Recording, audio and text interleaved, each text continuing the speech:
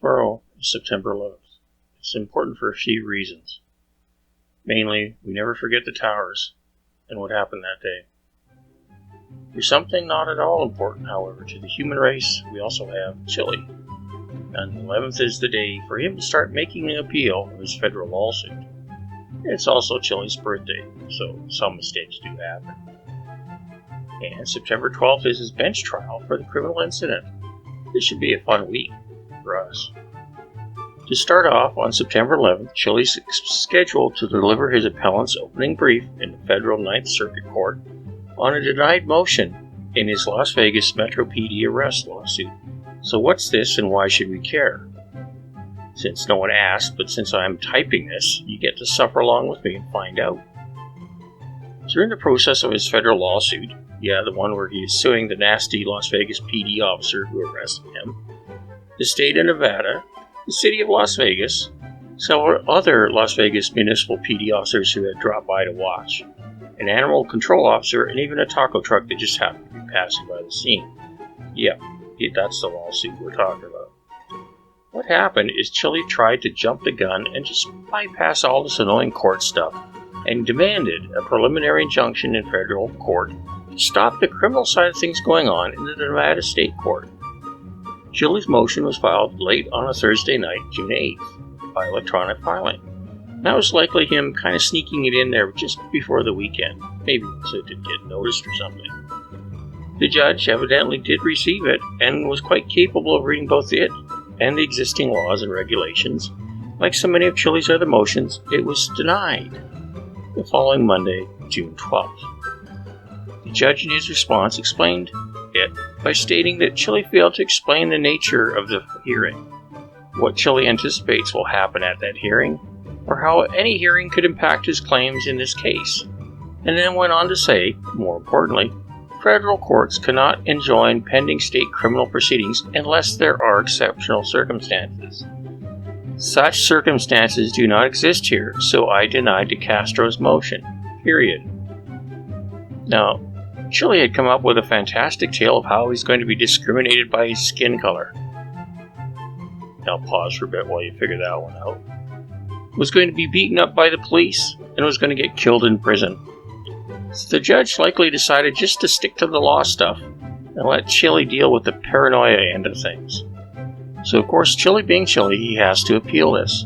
To the rest of us, with even the slimmest grip on reality, this is an obviously unwinnable event.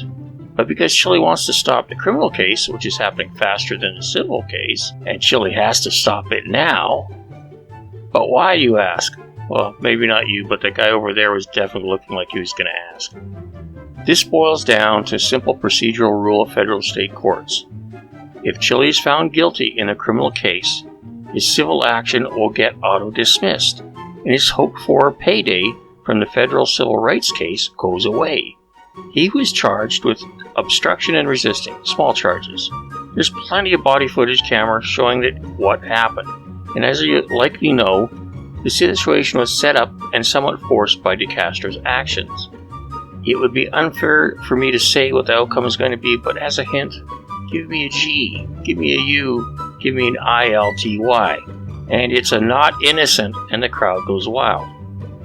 And you might ask why he's in such a panic about this. Because the next day, on September 12th, it is his criminal trial for this arrest that he is suing half the state over. Best of all, it's before yet another female judge, and we know how Chille just loves that based on prior actions. Now I'm going to go out on a limb here and say somewhere in his ramblings, he'll state that the Metro PD officers are bad men.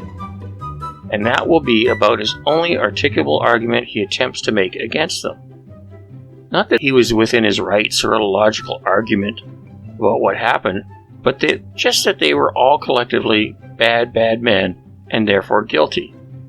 Chille files these things and expects the defendants to get annoyed enough to offer him some sweet F off and go away money. Funny thing is, they usually only do that when the case has a speck of reality on it, and the person may have been wronged or damaged. But it's funny how Chille never managed to get over that bar. Yeah, that was a cheap short-ass joke and a no law degree joke intended there. Chille is quite likely to be found guilty, get a minimal fine, and that's it. The case in itself is quite minor, not important. But what is important to Chille is being found guilty, as no matter how slight, if he was guilty and they just said time served, go away, no fines, no problem, but still guilty, he is screwed. Any little guilty finding will kill any chance of him being able to collect that big payday he's counting on, and will just ruin his chance to go run for governor in a state of confusion later on. So in his mind, taking this action is his only hope, slim, non-existent as it is. So the big question is not if Chille will be found guilty, score a triple loss on his less than stellar constitutional track court record, but the big question is if the judge wishes him a happy birthday and gives him a huge fine as a present.